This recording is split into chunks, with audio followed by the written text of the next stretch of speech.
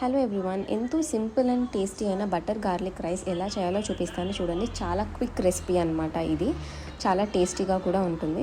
First అయితే దీనికి ఒక ప్యాన్ హీట్ చేసుకొని అందులో 100 గ్రామ్స్ ఆఫ్ బటర్ని మెల్ట్ చేసుకోవాలన్నమాట. బటర్ కొంచెం ఎక్కువ తీసుకోవాలి, బాగా టేస్ట్ వస్తుంది. ఇందులోకి మనం చాలా సన్నగా కట్ చేసుకున్న గార్లిక్ని యాడ్ చేసుకోవాలి. నేనైతే 7 గార్లిక్ క్లోవ్స్ తీసుకున్నాను. దాన్ని చాలా సన్నగా కట్ చేసుకొని ఫ్రై చేసుకోవాలి. ఇది మంచి ఫ్లేవర్ ఇస్తుంది అనమాట రైస్కి, చాలా టేస్టీగా ఉంటుంది. కొంచెం కలర్ చేంజ్ అయ్యేంత వరకు ఫ్రై చేసుకోండి. ఇప్పుడు దీంట్లోకి మీ దగ్గర పార్స్లీ లీవ్స్ ఉంటే అవి యాడ్ చేసుకోవాలి. ఇది కూడా చాలా ఇంపార్టెంట్ అనమాట ఈ రెసిపీకి.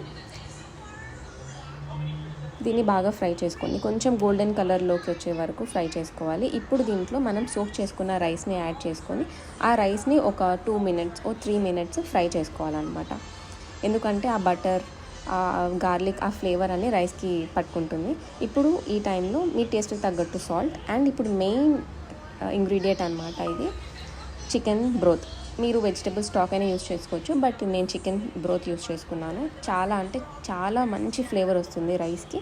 మీకు ఏ కర్రీ కూడా అవసరం లేదు, ఉట్టి రైస్ అయినా అలాగే ప్లెయిన్గా తినేయచ్చు, అంత టేస్టీగా ఉంటుంది. ఇది చాలా బాగుంటుంది, మీరు తప్పకుండా ట్రై చేయండి. ఇది నార్మల్ రైస్ ఎలా అయితే కుక్ చేసుకుంటామో అలా కుక్ చేసుకుంటే సరిపోతుంది.